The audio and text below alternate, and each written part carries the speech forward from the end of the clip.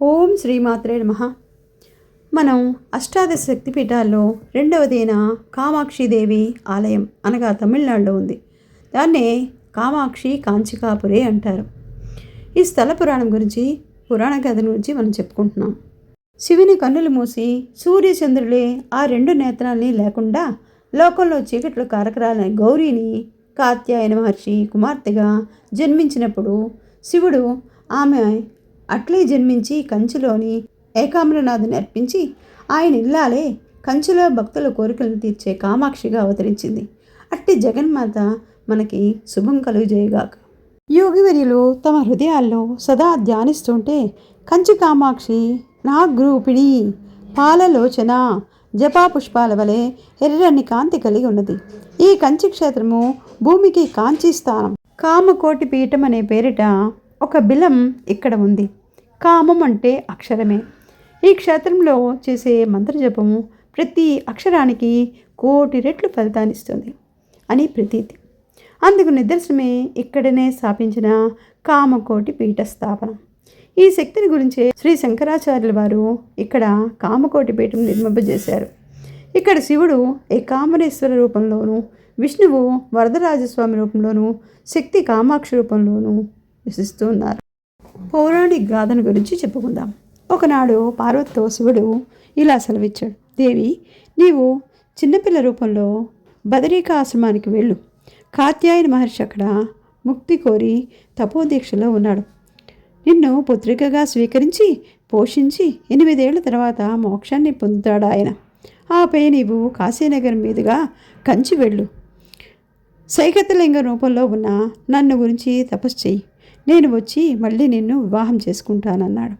అక్షరాల తన పతి చెప్పినట్లే ఆచరించింది శివపతి.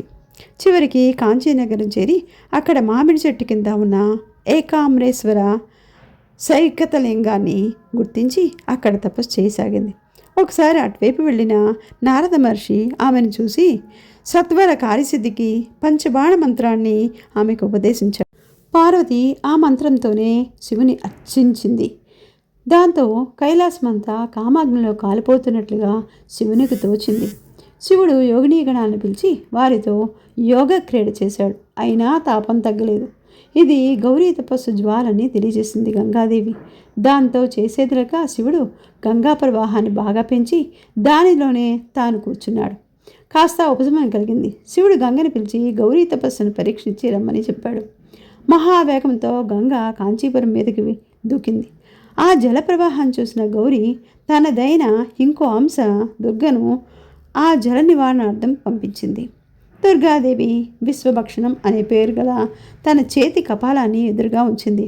దాంతో ప్రళయవేగంగా దూసుకొస్తున్న జలప్రవాహం అంతా అందులోకి ఆకర్షించబడింది. చిత్రంగా గంగతో పాటు శివుడు కూడా వచ్చి కపాలంలో పడ్డాడు. పరమశివునికి ఆగ్రహం ఇచ్చింది. జల ప్రవాహాన్ని 1000 రెట్లు పెంచాడు. ఈ ప్రవాహాన్ని ఆ కపాలం ఆపలేకపోయింది. అది చూసిన గౌరి వీర్చింది. సోదరుడిని విష్ణువుని ప్రార్థించింది. ఏ ఉపాయముతో వచ్చిన విష్ణువు ఒక సలహా ఇచ్చాడు. పరమేశ, నీవే నాకు గతిని పతిని అంటూ శివలింగాన్ని కౌగులించుకో, ఆయనే నిన్ను రక్షిస్తాడు అన్నాడు శ్రీహరి. పార్వతి భయంతో గట్టిగా కౌగులించుకోవడం వల్ల ఆమె కంఠాభరణం యొక్క గుర్తులు శివలింగంపై నాటాయి. ఆ స్పర్శకు పులకించిన శివుడు గంగనాపి తానే ప్రత్యక్షమై పార్వతిని దగ్గర తీసుకున్నాడు.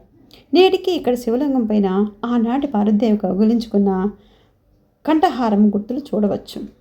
సాక్షాత్ సచ్చిదానందమూర్తి అయిన శివుని పార్వతీదేవిని స్తుతించింది.